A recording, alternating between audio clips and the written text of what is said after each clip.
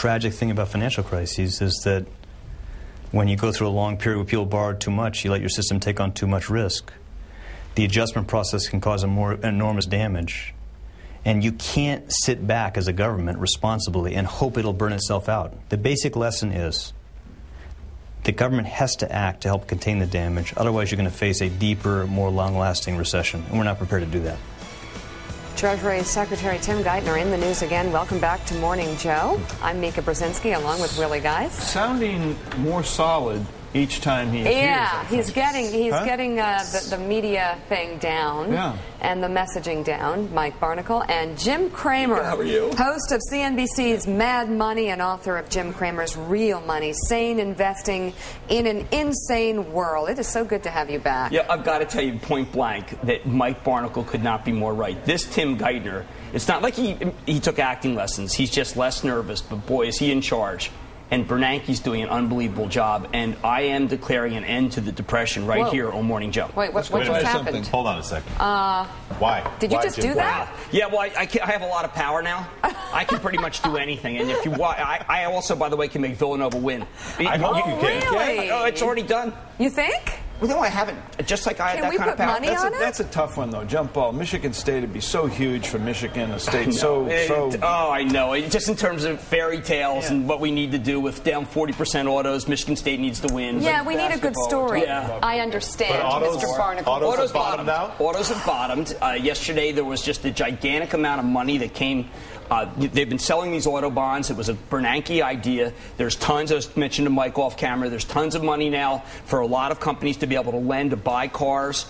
By the way, March was not nearly as bad as I thought it would be. Many more cars being produced. We are done with the decline in production in this country. We're no longer at depression levels. Look at this headline, though. That's a very important headline. Remember, we want to get out of a depression. That's how you get out. But look at this. Car sales not as horrid. Well, in March. I mean, this is where we're that's at. That's how it starts. We can't just all go out and buy cars. We're losing too many jobs. Not as horrid. We've had a series of people on this program, and there have been on other programs as well on cable TV over the past couple of weeks saying, one of the big problems in this country is the banks have to start lending. They have to start giving out car loans. And you sit there and you say, well, you can get a car loan, and yet the bigger problem might be yesterday's ABC News Washington Post poll, attitudes in the economy. 76% of the people polled think that, quote, it's still a bad time to spend money.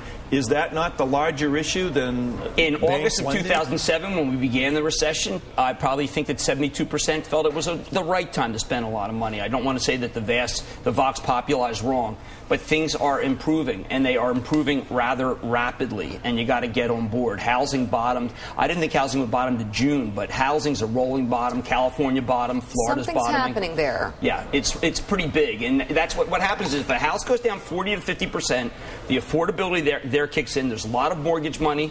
You get the $8,000 tax credit for a first-time home buyer, and we are seeing a bottom. It's a rather remarkable bottom because the gloom is so palpable. You have a Treasury Secretary who is now seasoned and getting it very right. You have what I think will go down as being, no offense to Andrew Mitchell, maybe our greatest Federal Reserve Chairman if we get out of this period as fast as I think we are. What do you think really a sunny forecast. of the tightrope dilemma that the President and the Secretary of the Treasury are being forced to walk now? They have to walk it. This tightrope between, well, hey, you fired Rick Wagner. Yeah. Why not fire Vikram Pandit? Yeah. Well, before I became a statesman in the vein of Thomas Jefferson or the Dalai Lama, I would have told you that. Right. Exactly. I would have told you that Rick Wagner was perhaps the benchmark, the worst CEO in America. Although of course there are many people vying for that position. Vikram Pandit was dealt a hand of just astoundingly horrible proportions by Chuck Clown Prince. Oh, I used to call him that. Now he's just Chuck Prince.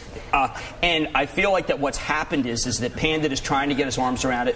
I am so close to recommending Citigroup here. I have to tell you, I really am. If they can just reverse and don't do this forced conversion, that $2 stock could be your lottery ticket for this period. But the class warfare aspect of it, people saying, you fire the auto worker guy and you won't touch the bankers. Well, I think that they're on the verge. Anybody who wants more money, I think they'll replace you and the board. I think that's pretty much what happened in 1989 to 1991 when we solved the S&L crisis, which people forget. We closed 1,600 banks in that period. We haven't closed nearly as many this time.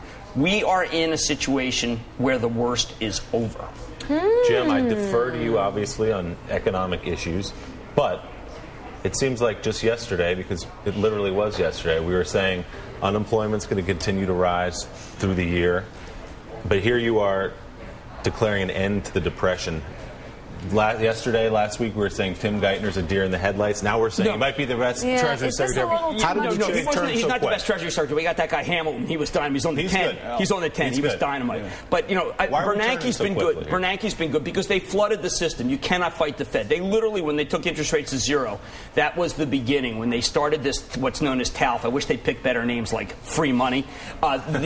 People start lining up for that money, and they're starting to buy asset-backed securities. Unemployment always lags by 6 months from the bottom, so unemployment will continue to be bad for another 3 months. That's always has happened. But we are at a remarkable time. Housing in this country, we're only building 400,000 homes this year, same as we built when we had 180 million people in this country. We got another 140 million people. This is a remarkable downturn. Production is the lowest it's been since the Great Depression, and you do kick in. They needed a war to end that one. We don't need a war to end this one. All right. If this is what you believe, yes. What about the contention that some world-renowned experts have made on this show that we are actually just creating a new bubble? Like the professor and Marianne, the professor and columnist, Rubini and Krugman. Oh, okay, yeah. Krugman, I often get that USS Minnow. You know what I mean? You get into that like Gilligan's Island. It kind of makes sense when you look at what this administration is doing. They're doing everything right. I mean, they are literally, they took the Great Depression, they read the Galbraith book, which is maybe, it's 189 pages. You can read it this afternoon.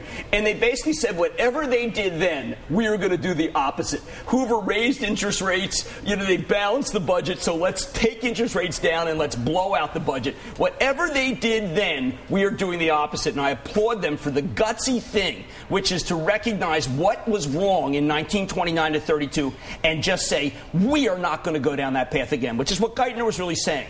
He said, we're not going down that path again. So, but there's one indicator out there that hasn't come in, and you keep hearing from people who know a lot more about it than I do, obviously. That's almost anybody. That's Tim, the floor walker here. He knows more about it than I do. I like Tim. He's good. And it is credit cards, credit card defaults. They see, people keep telling me June and July are going to be huge. Oh, Capital One, the largest issue of credit cards. The default rates are running about 6, 7. I would have thought it would be 10, 12 by now. They are great lenders. To see their ads, I'm not owned by anybody, and I would blast the heck out of them if I thought they were doing a bad job. But the rates for defaults are much better than I thought. The rates for default, by the way, from American Express and small business are very bad, and that's true. And that's absolutely a problem. It's not like we're not without problems. Remember, I'm not saying the recession's over. I'm just saying we got out of the depression. We're in a very bad recession, and you still see that. But the depression, which we were in, that started the week that Lehman Brothers went under, ended in the week of March. The first week of March, when the bank said, listen, we're not going out of business, we're actually making a little money. And that's out of the depression.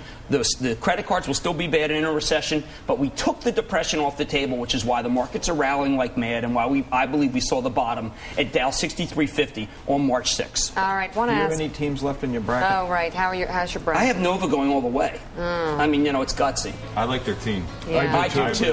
Very physical. Yeah. Right? Yeah. Have you guys seen Bill Griffin's brackets? Oh. They're bad. He's done. Really? He's been done for he had Sienna. Yeah. He had Sienna going. But because he's or Radford or Sanford or something. Because he's Phil Griffin, we allow him to keep doing it up until, he's going to win. There's a guy named Jim Bell from the Today Show. He's not in, but Jim he won. Bell. Oh, yeah. And Zucker is he won a couple of weeks ago. These are all people I work for. Zucker won it in December. It's incredible, isn't it? Yeah, before Christmas he won. Zucker's a seer. He's a seer. He's a seer.